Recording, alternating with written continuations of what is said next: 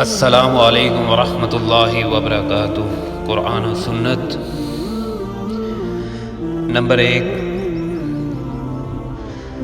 جسے قسم اٹھانی ہو وہ اللہ کی قسم اٹھائے یا خاموش رہے، اور جو شخص بخل کرے تو اس کے بخل کا وبال اس پر ہے۔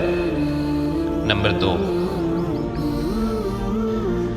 نکلو ہلکے ہو یا بوجھل، اور اپنے مالوں اور جانوں کے ساتھ اللہ کی راہ میں جہاد کرو۔ نمبر 3،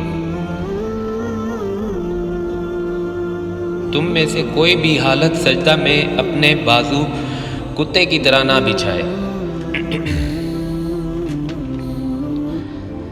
نمبر 4، کہہ دیجئے سفارش سب اللہ ہی کے لیے ہے۔ ترمذی شریف۔ 2 خصلتیں مومن میں جمع نہیں ہوتی، بخل اور بدخلقی۔ نمبر 5، بخاری و مسلم، جس نے ہمارے دین میں کوئی ایسا کام شروع کیا جو اس میں نہیں ہے تو وہ مردود ہے۔ اللہ ہم سب کو اس سے بچائے، آمین۔